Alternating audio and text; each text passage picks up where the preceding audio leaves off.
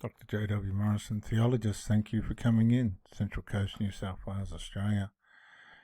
How far do you go? We're doing Christ Almighty. What does it mean?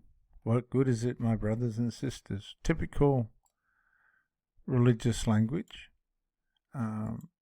If someone claims to have faith but does not have deeds, this has been the millennial argument, and it will go on until the end of all of this.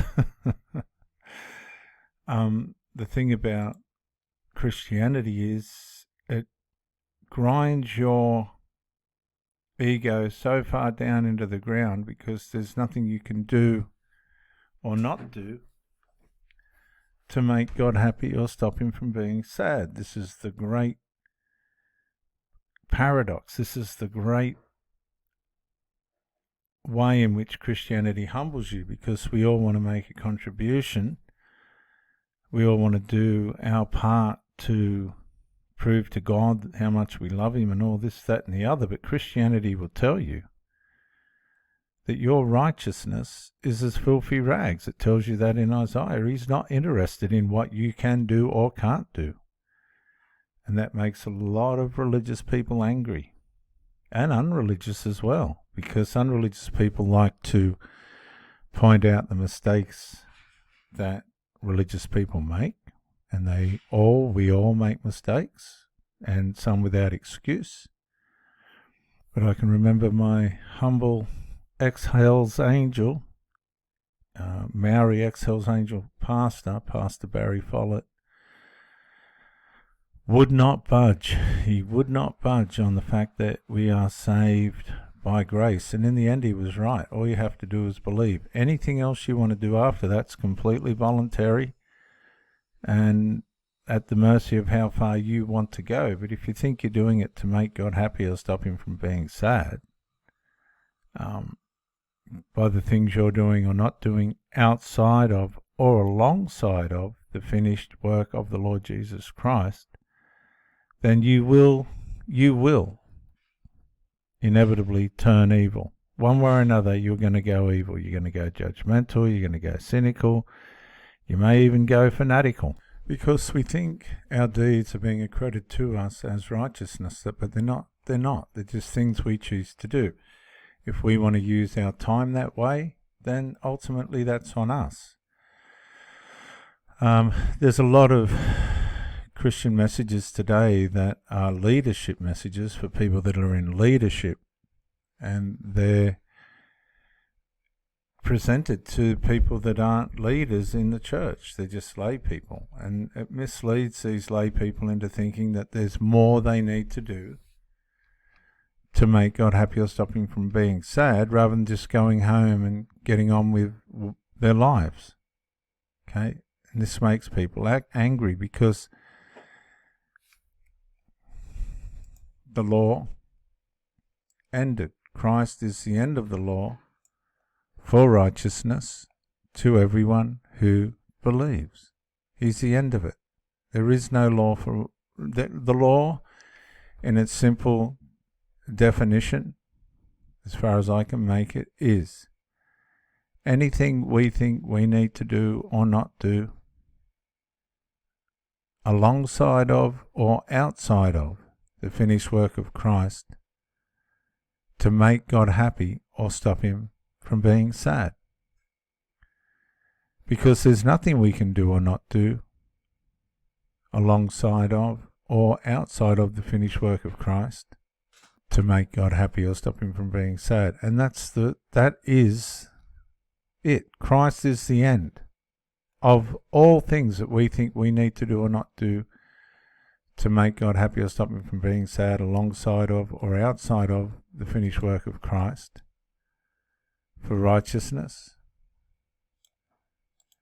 Christ is the end of the law for righteousness to everyone who believes. And belief is not a doing word in the terms of you have to do something to prove your belief. No. It's private. It's something that you just have within you, As a matter of fact, it's probably given to you by God himself. You might argue that. How can God help you to be saved? That's partiality. Well, you take that up with God. You take that up with God yourself. Because let us run with the race. Let us run with endurance the race set before us. Now that makes it sound like there's something you need to do to make God happy or stop him from being sad, but it's actually submitting to the grace and mercy of God in the finished work of Christ, which is again contradictory and a paradox. How can I just sit there and do nothing and be running the race? Because you're not allowing, I'll tell you how, you're not allowing anything whatsoever